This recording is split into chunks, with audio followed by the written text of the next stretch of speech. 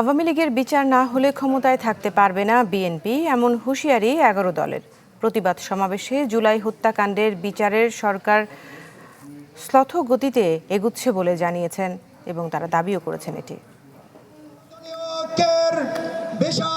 আওয়ামী লীগ আমলে সংঘটিত সকল গুম, খুন, বিচার বহির্ভূত ও গণহত্যার বিচারের দাবিতে রাজধানীতে 11 দলের এই প্রতিবাদ সমাবেশ,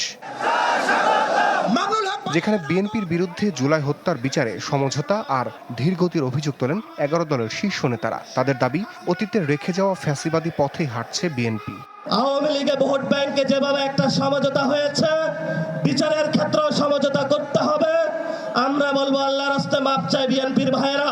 মুখে আকার তলে তলে ওই হিন্দুস্তান আর আওয়ামী লীগের সাথে সম্পর্ক রেখে যারা নতুন ফ্যাসিজম কায়দা শুরু করেছে, তাদের কাছে বিচার চেয়ে কোনো লাভ নাই। এই হত্যাকাণ্ডগুলোর যথাযথ বিচার করতে না পারে আগামীর বাংলাদেশের কাঠগড়ায় বিএনপিকে আসামির কাঠগড়ায় দাঁড়িয়ে যেতে হবে।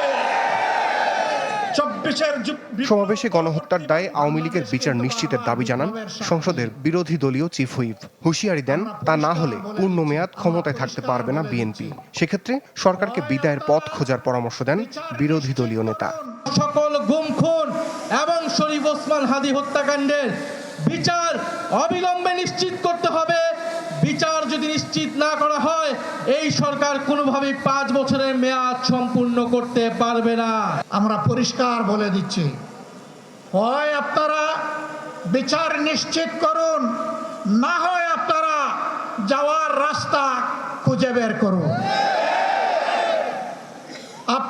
সরকারকে বিভিন্ন ভাইরাস আক্রমণ করেছে মন্তব্য করে আরও একটি বিপ্লবের প্রস্তুতি নেওয়ার আহ্বান জানান ডাক্তার শফিকুর রহমান।